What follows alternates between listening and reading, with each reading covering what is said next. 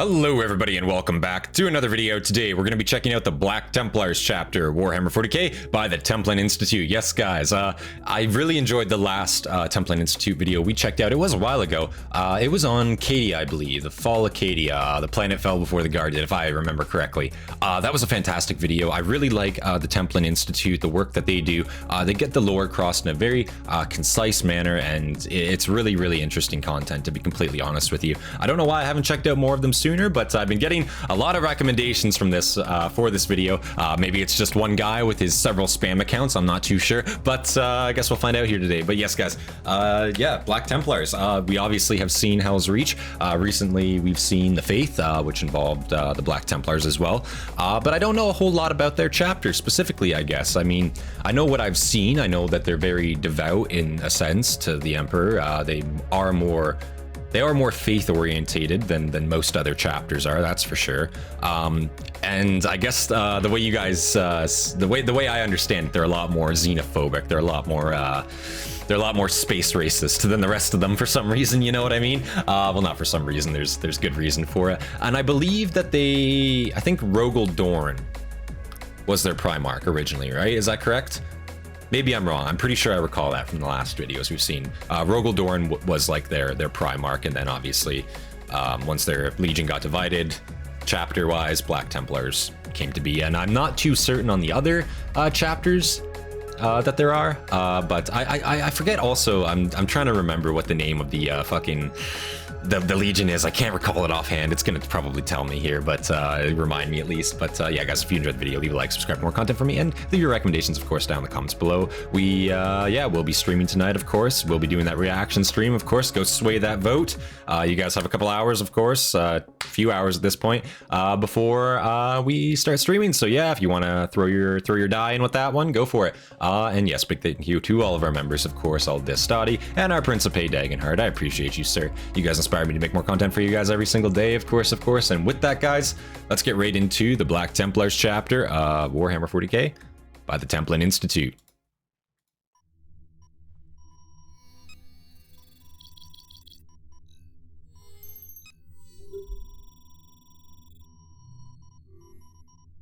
Before we begin today's investigation, cool intro. The Templin Institute Patreon has been updated this month with some new rewards. Oh. So if you have the means and desire to help support the Templin Institute, now is the perfect time. A pledge of $15 and above entitles you to this exclusive Templin Institute pin. Holy, $25 a pin guarantees a print of this original artwork. It's a pretty sick pin, actually. Ends on October 8th. And that's also pretty sick artwork. If you're watching this in the great darkness of the 41st millennium, we probably have some new special offer going on. Templin Institute branded servo skulls, maybe. Either way, you'll find a link to our Patreon in the description. Guys, if you want that pin or any of that sick-ass artwork, go check out their Patreon. You know, $15, a bit pricey, but I mean, hey, you know, if you can afford it, that's some sick content you get right there. Go check them out.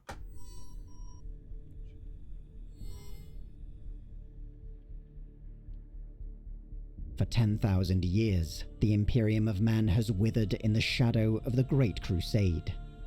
It was an incalculable effort, a grand campaign, elevated to legend and myth.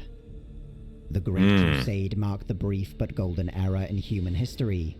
Of course. The Emperor himself raised high a burning sword to throw back the darkness of the old night. Wherever his fleets and armies triumphed, civilization was rekindled. Wonders were rebuilt, star systems and sectors were reunified, and the promise of technology and science pulled back humanity from the depths of its ignorance.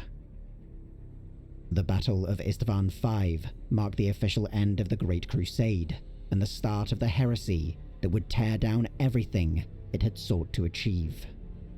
In the grim darkness of the 41st millennium, the campaigns of the Emperor are a distant memory, intertwined with myth and lies. But the most terrible truth the enemies of mankind can learn is that the Great Crusade never ended. Even in the And see, that's interesting too. That's an interesting way to think about it, because yeah, like in a way, yeah, the Great Crusade, it never ended. If anything, it just got a lot more rambunctious, let's say, you know, because right at the end of conquering all these planets, of course, Horus had to go throw a wrench and all that. You know, the heresy obviously came. And ever since then, like, not every planet has been reclaimed. In fact, a lot of planets fell. Now most of the Imperium is trying to reclaim, you know, what's left. And yeah, it technically never ended. The Great Crusade is still going on, which is even like kind of a foreshadowing for, like, you know, especially seeing that, like, that Guilliman video with the modern Guilliman, the modern Warhammer 40k setting. Just like, you know, the fact that the crusade never ended, and the emperor himself may be like a god now, in a sense, just because enough people believe it. And even Guilliman himself might be a deity in a sense, just because, again, enough people believe that he is divine. That's a very interesting concept. And the whole idea of the Great Crusade never ending, like, it almost makes you think if the emperor was fucking around and if this is really his grand plan, man. I don't know. It's so hard to say, you know, it's so hard to say. I know there's so many theories out there, but goddamn. Is that the Great Crusade never ended. Even in this dark and terrible age where the Imperium withers, fleets and armies tear across the galaxy in its name. But no longer do they carry with them the power of technology or science, nor the promise of progress and understanding. You got the Mechanicus fuckers running your ship. Crusade no understanding. For it is no longer the Emperor. A joke. It, but his most zealous, vindictive sons, the Black Templars. And again, what is, like, I have to say, man, like, maybe, you know, just because they were one of the first, like, you know, Hell's Reach is one of the first, like, bigger animations I checked out, one of the first bigger things on my channel that I did. Maybe I just have, like, a fucking bromance for the Black Templars, but I just fucking love their color scheme, man. I think they look sweet. Like, they just, in general, look like badasses. Like, and the whole idea that they, like, are actually zealous, you know, they are actually devout, you know, with all, like, the fucking symbolism and shit, you know, all the religious, like, heraldry and stuff on them. It just looks fucking cool to me, you know. I don't know, maybe that's just me, but goddamn, like, I appreciate them a lot for that, you know. Like, they just look like a bunch of badasses. I'd love to collect them one day. Honestly, maybe instead of Raptors, maybe I'll just do Black Templars, to be honest with you. I don't know, man. It's such a toss up right now. God damn it, guys. I don't know. Fuck. Like many of the institutions and organizations that today make up the Imperium of Man, the Black Templars were born from the fear of a second massive civil war, from which it would never recover. True. The transhuman Space Marine legions, immortalized as the Hastatis, and I want to, like, add to that too. Not only will they never recover, it's not recoverable, period. Like, the amount of, like, planets that were burned, the amount of Astartes elements that were wiped, never again probably will the Imperium reach a might that it once was, unless, like, it can seriously expand its territory into, like, Orc space or, you know, any other Xeno space. But of course that's hard, like, easier said than done, of course, you know, especially with how much infighting goes on within the Imperium, constant traitor elements, you know, coming in, fucking with your worlds, gene stealer elements coming in, fucking with your worlds, you know, Tyranid invasions coming out of the fucking blue and just annihilating shit. And now suddenly that's a fucking, like, you know, issue, you know. There's just so much shit that, like, makes expansion, especially with, like, the amount of shit that they lost in the heresy, it makes it almost impossible to even conceive that they will ever reach that might again, unless, like, again, some shit happens and maybe the Emperor somehow comes back. But I don't see how the Emperor coming back. I mean, maybe with deityhood, maybe he can restore, like, literal planetary bodies that were annihilated, but I don't see that, you know what I mean? Like, you just got to think of the billions of people, trillions of people, all the industrial complexes that were lost, all the STCs that were potentially destroyed, lost during that time. Like, goddamn, you know. And I know a lot of the STCs probably weren't really lost per se, but over time, over the 10,000 years of decay that then follows, you have to think about that also, you know? Like, goddamn. The transhuman Space Marine legions, immortalized as the Astartes, were the most powerful of the Emperor's armies, and without them, the Great Crusade would have faltered and failed. But when corrupted by the Dark Gods, the legions also represented the greatest threat to the continued survival of human civilization. To prevent the calamity of the Horus heresy from ever repeating itself across the Imperium, Primarch Roboute Guilliman argued in its immediate aftermath that the legion should be reorganized into far smaller chapters, consisting of no more than 1,000 Space Marines. which is you know, I can see why, but also kind of nuts. And I believe he revoked that once he came back, right? Did we not? I'm pretty sure we learned about that in the Gilliman video there by the Amber King. I'm pretty sure didn't he change that? Like he made it so like, yeah, you can have more members in your chapter now just because of like the state that fucking the Imperium is in. It's a mess, you know. I'm pretty sure he revoked that. Somebody let me know for sure. I might be completely just blatantly wrong there, and if I am, somebody let me know, please. Chapters consisting of no more than 1,000 Space Marines. He penned his treatises in a sacred tome of military organization that would come to be known as the Codex Astartes. Gilliman's surviving loyal brothers, each in command of a legion of their own, were divided by his proposal, but none were more vocal in their opposition than Rogel Dorn, Primarch of the Imperial Fists. Imperial Fists. It was only when Dorn realized... Yeah, Imperial Fists. Yeah, I don't know how I forgot about that. That was, you know, that was like clearly a blunder, a misstep on my behalf there. Holy shit. Goddamn. Mark of the Imperial Fists Legion. It was only when Dorn realized that his steadfastness might lead to the very kind of internal conflict that Gilliman sought to avoid that he consented. In an event known as the Second Founding, the Imperial Fists were split into numerous chapters, and the Black Templars were born. Ironically, though Dorn had sought to keep his legion united, the establishment of the Black Templars, in many ways, merely gave independence to a distinct force that had already existed within the Imperial Fists. Really? Even before the Horus Heresy, Sigismund, first captain of the Imperial Fists Legion, had gained a reputation as a warrior of peerless lethality and ability. Sigismund, yeah, a lot of you guys have been wanting me to check out a lore video about Sigismund, but I'm pretty sure the Amber King has one, so we're going to be probably having a vote for Sigismund sometime.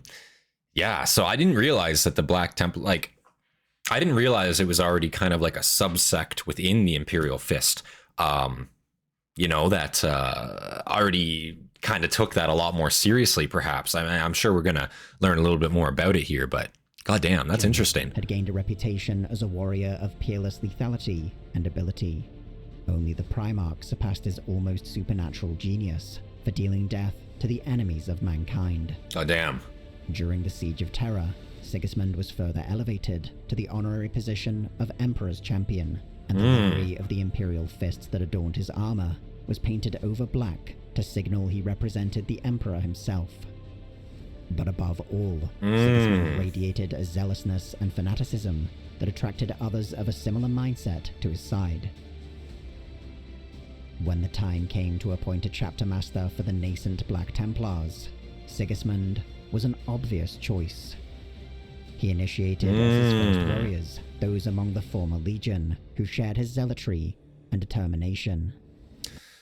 So very, very interesting there that, okay, so Sigismund was already very zealous, already very devoted in a sense, but in a faith way, because obviously the Emperor, you know, if he's around, he doesn't want a piece of that shit, you know. So, and I think that was during the Siege of Terra, if I recall there, right? That's what they said. Pretty sure during the Siege of Terra, but anyway, yeah, becoming Emperor's champion in that sense, like you can kind of see how, you know, a fanaticism in a sense would be formed from that, like an absolute zealotry. And like, yeah, if he's Emperor's champion, he gets that fancy new paint scheme. Of course, anybody that's like-minded is going to follow suit as him, you know. They're going to see him as their leader. Yeah, that totally makes sense. Wow. Those among the former Legion who shared his zealotry and determination. Many were selected from the Templar Brethren, an elite force within the Imperial Fists. Templar Brethren. They guarded the Temple of Oaths aboard the flagship Phalanx. Okay. They adopted the black armor of Sigismund as their own, and it is believed... Phalanx, isn't that big ass fucking starbase that they fucking have? Or am I wrong there? I'm pretty sure it is. Like we saw it in Battlefleet Gothic Armada 2. I'm pretty sure that's what that is. So they fucking guarded the Temple of Oaths aboard that flagship. And I'm pretty sure, maybe again, maybe I'm wrong. Maybe it's a different name. Maybe it's a different ship. But goddamn, that's fucked. Like, so these guys were already, yeah, very, very devout. I wonder how how they got them to be drafted though. Like maybe they still just to this day passively guard like the Temple of Oaths. That's still like their duty, you know, in a sense. But yeah, you know, you figure if that's like their duty, they're gonna go join the Black Templars and go and kill a bunch of Xenos. You know, again, maybe it's another like one of their duties. We'll find out here. Fists that had guarded the Temple of Oaths aboard the flagship Phalanx. They adopted the black armor of Sigismund as their own. Wow. And it is believed from this early cadre that the entire chapter would take its name. Sigismund, however, refused to adhere to the Codex Astartes, regarding it as an insult by Guilliman, directed towards his own Primarch, Dawn. Oh. Yet he was also devoted to proving the loyalty of his chapter. By his order, the Black Templars embarked on a crusade into the unexplored reaches of the galaxy, far from the oversight of Guilliman and the Imperium, and deep into the heart of the enemy. For 10,000 years. So straight up, they're just like, fuck. You know, Guilliman's clearly, like, this is Sigismund's view. Guilliman's a bastard. He's clearly trying to get one over on Dorne. You know, fuck it. I'm going to take my boys and we're just going to fuck off. We're just going to fuck off. And we're doing it in the name of the Emperor, so it's fine. You can't say anything, but we're just going to fuck off. See ya. Like, whoa, you know, goddamn. And deep into the heart of the enemy. For 10,000 years, this campaign has endured. Wow. The longest Space Marine crusade in the history of the Imperium. Wow. The Black Templars have strayed further and further from the Codex Astartes across the millennia, and are now virtually unrecognizable when compared to the force that Guilliman envisioned. Many of their variances are merely superficial, such as the adoption of distinct titles and ranks. Right. Others, however, have completely altered the very foundation of the chapter, and must be kept secret from the Imperium. Really? It's likely that no other chapter has deviated from the Codex Astartes to the same extent as the Black Templars. Wow. Their most distinctive element is their complete lack of a chapter homeworld, preferring instead to exist nomadically aboard their crusading fleets and armadas. Their only stationary bases are a series of keeps and outposts established on worlds they have conquered. These act as recruitment centers that process aspirant battle brothers, and replenishment stations that provide logistical support to their mobile forces. Interesting. Even these keeps, however, might be abandoned or reclaimed, as the movement of the Crusade dictates. A Gloriana-class battleship, the Eternal Crusader, just one of 20 such vessels constructed during the Great Crusade, serves as the chapter flagship. Damn. It houses all the So again, they're not fucking around. Like, the Black Templars are certainly not fucking around as a temple or as a chapter. Like, they got some fucking meat behind them. Like, even though they exist nomadically, they don't have a chapter homeworld per se. I'm sure the recruitment numbers are very low because, as they say, they you know, they only keep like keeps and whatnot. That's how they process aspirant brothers. You know, that's how they train more members, I guess. But I'm sure, you know, not having like a permanent presence in a sense definitely would do a number to your recruitment. But goddamn, like, you have to say, like, or you have to admit, like, their fleet prowess is fucking insane. Like, they have a lot of shit from the Horus Heresy, from, you know, when the Emperor was still around, these huge battleships, and the Eternal Crusader is fucking, like, you know, playing Battlefleet Gothic Armada, like, a battleship is fucking gigantic. Like, that's a big ship. Like, fuck me. Like, and they have 20 of these just in their fleet alone. As a chapter, that's nuts. Like, these guys are fucked. Wow.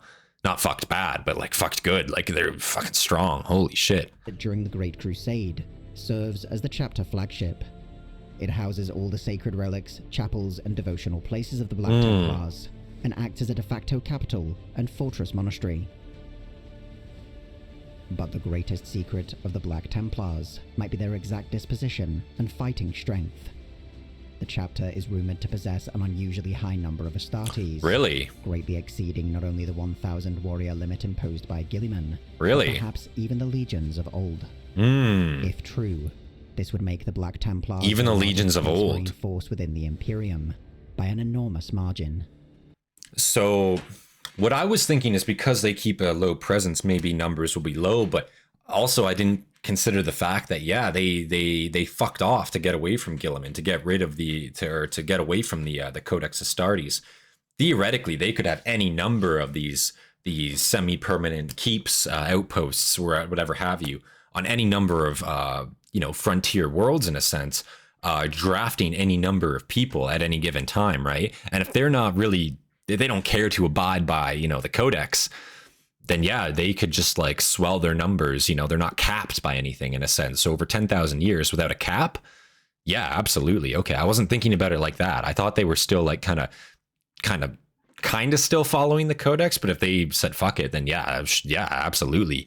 Every other chapter out there is limited by the fact only that they are following the codex and they have to keep it to 1,000. If they don't care, then yeah, wow. Their exact numbers are obfuscated by rarely assembling the entire chapter together, and instead dividing it between several crusading fleets. That makes sense. There are typically at least 3 operating at all times. And that's again how they would probably keep it on like the down low, that they like have such massive numbers. If their fleet's never like together and they're all separately doing their own things under the guise of the Black Templars, I'm sure it would be super, super hard to keep track of like how many of them there actually are in a sense. That makes sense. That's smart too. Crusading fleets. There are typically at least 3 operating at all times, though as many as 14 have been known to exist simultaneously. Each fleet is led by a marshal, and might consist of 1 or several fighting companies, which are in turn commanded by a castellan. Fighting companies themselves can vary drastically in numbers. Some contain only a few dozen battle brothers, while others exceed 100. Individual Hastatis are rarely assigned to a company by a superior, but instead choose their assignments based on fraternal bonds and codes of honor. Interesting. Specialists such as apothecaries and chaplains, meanwhile, have near complete autonomy within the chapter, able to move between formations as they see fit. In addition to the Hastatis themselves, companies include... That's very interesting that they just have total autonomy to like just move around as they see fit. I guess due to rank, I guess due to like the quote unquote like honorary position in a sense that it is. I guess it makes sense. Yeah, like they could do it as they see fit, and I'm sure they're a bunch of badasses too. Let's be honest. So, no one's gonna turn them down if they want to muckle on for a bit. Include the far more numerous non-augmented personnel who supply the material, specialists, and auxiliary assets required to keep the Crusade fleets operational.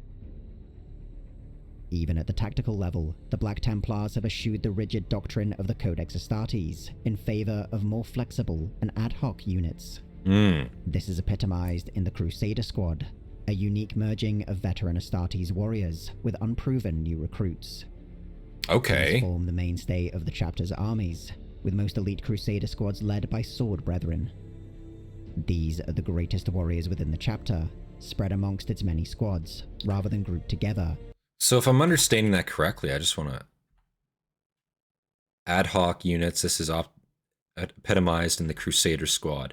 Merging veteran Astartes with unproven new recruits. That's a very good way to do it, It's kind of like an apprenticeship in a sense. Now, I'm sure they suffer a lot more losses because of it. Like, normally from what we've seen from the Astartes initiation trials, they have to usually go through so much, and I'm sure these guys do too. But rather than keeping them in reserve until they're fully trained for sure, we're gonna battle preview in combat relatively quickly in a sense. You're gonna muckle on, you're gonna get combat experience right away. Like, we need you to get on it. Maybe you die, maybe that leads to more like a higher casualty rate, but again, if they're not willing to abide by the codex and they're gonna over recruit anyway, then they can afford to definitely take more casualties. It's not as big of an issue for them in that sense. So yeah, that makes sense totally. I fuck with that really hard. I think that's a great idea. Like putting some newer soldiers in with your veterans and getting maybe sending them on some lighter missions and getting them some actual experience quicker. I think that could work really, really well, to be honest. With most elite Crusader squads led by sword brethren. These are the greatest warriors within the chapter, spread amongst its many squads, rather than grouped together, as the Codex Astartes would dictate. Likewise, where other chapters would rotate their Astartes between various companies to learn different methods of warfare, Space Marines of the Black Templars are encouraged to seek out their own path. Wow. Many spend decades, do what you're good at, centuries, without any advance in rank, and no dishonor is seen in this. The path from novice... I think that's awesome, to be completely honest with you. Yeah, like, you know, we're not going to force you to do a bunch of different shit, because again, they're not limited by numbers. With a chapter limited by numbers, you have to think logistically what the fuck that does to you. Like, you have to force promote people. Like, you straight up do. And like, I'm speaking from experience here, being in the fucking Canadian Army, you know, you have to force recruit people if your numbers are low, because you need people to fulfill those leadership ranks. If you have so many people in your chapter that you know, that's not an issue. Like, you could have your leadership, you have your lower ranks, you have an influx of new recruits, and you're promoting to do what you're good at. If you think you're better in melee, go use your melee weapon. I'm not going to tell you to use a fucking bolter. If you're, you know, if you're a speeder, if you want to fucking get into combat quick, use your fucking, you know, speed to your advantage, go for it, you know, do that, you know. They're not force training on everything, because there's no need for them to. They can afford to specialize in different areas, if that makes sense. And I think that's a fantastic idea. I think that's kind of how it should be, in a sense, you know. Advance in rank, and no dishonor is seen in this. The path from novice initiate to fleet marshal is thought to be guided by the emperor alone. The title of High Marshal is bestowed upon the Supreme Commander of the Supreme Commander, goddamn. To which all other marshals swear fealty. It's a pretty metal title. The High Marshal enjoys perhaps the most autonomy of any military commander within the Imperium of men, decreeing by his own designs where and when his forces will engage the enemy. Even Imperial governors, Lord Commanders of the Astra Militarum, and other Hastatis might be denied help from the Black Templars if their cause is considered corrupt or unworthy. Wow. Yet they make a special exception for the requests of the Ecclesiarchy, and this provides a clue to the most fundamental divergence of the Black Templars. Their faith. While many chapters of the Adeptus Astartes demonstrate some kind of secular spiritualism or ancestor worship, the Black Templars have fully embraced the literal truth of the imperial cult. Wow. They see the Emperor of Man as nothing less than a god to be worshipped and adored, and to whom sacrifices are owed on the field of battle. The most visible expression of this belief are the devotion chains they bring into battles. Astartes of the Black Templars will typically bind their weapons to their fists on the eve of conflict, removing them only when victory has been achieved. Chains of zeal, by contrast, are permanent, affixed to the most fanatical battle brothers, and only removed upon their death. This uncompromising belief and religious fervor permeates every aspect of the chapter, and is used to justify the harshest of measures. Even amongst the Space Marine chapters, the Black Templars are capable of extreme violence and abhorrent sacrifices. Yet, no matter the scale of the massacres they perpetrate, or the consequences of their intolerance, holy shit, so long as it is done in the Emperor's name, it will always be justified. God damn. So yeah, and like, again, that shows, like, again, the Black Templars, they are very fucking radical. Like, they are radical. They have a lot of good ideas going on in their chapter, though. I'm not gonna lie, they have a lot of good shit going for them, but their utter faith in the Ecclesiarchy, god damn, that's rough. And I wonder if they got that from Sigismund himself, which, again, it makes me think, like, was Sigismund actually devout at that time? Because if he was, like, I can't see how he, you know, how he would have gained favor. Like, surely he would have been, like, ousted for that, you know? Like, we see a lot of people during that time period who, you know, show faith in the Emperor and get fucking smited for it, you know? So I'm just curious how that worked out. Maybe we just actually do have to watch the Sigismund video. Maybe it's better not to get any spoilers on that. Maybe. But, you know, I'm interested in that now. Wow. Emperor's name. It will always be justified. The zealotry of the Black Templars is also expressed in the chapter's absolute refusal to accommodate librarians, the sanctioned psychers of the Astartes, within their ranks. Their zealous hatred of anything corrupted or suspected to be corrupted by the warp leaves no room for any kind of mutant or aberration. This prejudicial hatred of librarians is often misinterpreted by outsiders as a sweeping intolerance for all forms of psyker, but in truth, the Black Templars hold a special reverence for astropaths. These individuals are seen as holy disciples, honored for their gifts that allow them to witness the light of the Emperor. The newly crafted Primaris Marines, however, have been viewed with equal parts suspicion and adulation across each of the crusading fleets. Black Templars seem especially suited to undergo the agonizing transformation into this new and stronger breed of Space Marine, but some also view the process as blasphemy upon the original work of the Emperor. God damn. The rumors that many of the first Primaris Marines sent to reinforce the chapter were slaughtered has done little to ease the tensions between the Black Templars and the Imperium they serve. Interesting. The Black Templars, however... So they're denouncing the Primaris Marines. Did they commit a purge of their own in the modern 40k? Is that what I'm hearing right now? That sounds pretty fucking rough, dude. Holy shit. Imagine getting like a fresh wave of reinforcements and being like, nah, bro, we're good. We're good. We got way too many as it stands. Gilman's like, what? Way too many? What? Templars and the Imperium they serve. That's fucked. The Black Templars, however, still possess the intense desire first held by Sigismund to prove their devotion to the Emperor. Maybe that's where it comes from. Subsequent High Marshal like alone has repeated the vow of their founder and continued the crusade that he started. The Black Templars have annihilated countless alien races, shattered the foundations of stellar empires, and even prosecuted imperial worlds on which the slightest taint of corruption was found. Fuck. Across their 10,000-year history, they took part in the Great Scouring that formed in the aftermath of the Horus Heresy. They confronted the Black Crusades of Abaddon the Despoiler, and the mightiest wars of the Greenskins. Maybe Sigismund came to power. Maybe I'm misinterpreting that. Maybe Sigismund came to power like right after the Emperor was enthroned, because he was named Emperor's champion, right? So maybe it happened like right after. And I'm just like, it's not like at the exact same time, but when they're talking 10,000 years, it's just hard to know like exactly when in that 10,000 years. You know what I'm saying? So somebody let me know on that. Was it like, did Sigismund become Emperor's champion when it was like when he was still around, or after? I'd have to assume after at this point now, after coming to that conclusion, but maybe I'm wrong. Black Crusades of Abaddon the Despoiler and the mightiest wars of the Greenskins. To the darkness they have brought fire, to the ignorant, faith. Oof. But in the unfolding new age that has come to be known as the Era Indomitus, the Black Templars have found the ultimate crucible in which to prove their faith.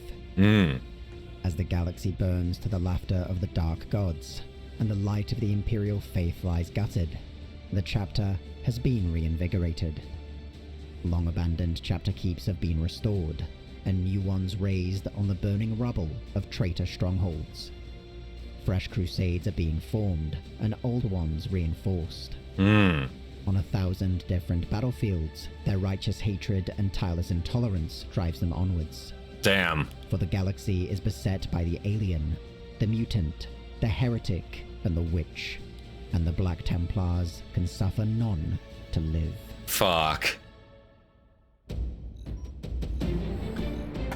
Just a question right there. How do the Black Templars feel about Ogryns? Do they fucking... Because they're like, you know, they're human, right? Like they are, right? They're just mutated.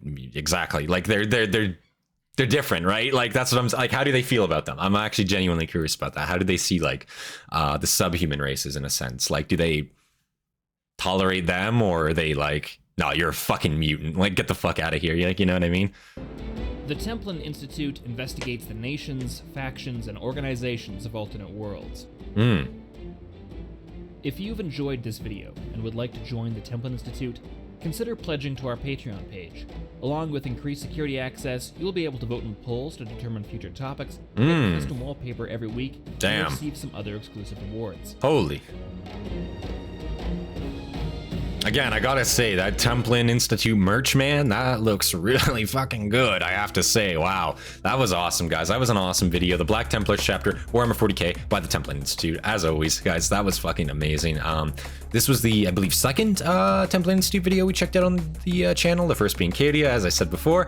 And again, fantastic video. Got a lot of lore down there in a short time format, and I thought that was fantastic to see. And I would really love to check out some more of the Templin Institute sometime, to be completely honest with you. I really like their videos.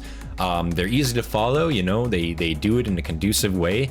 And the narrators they have seem to be extremely, like, good, you know what I mean? I really enjoy the narrative styles.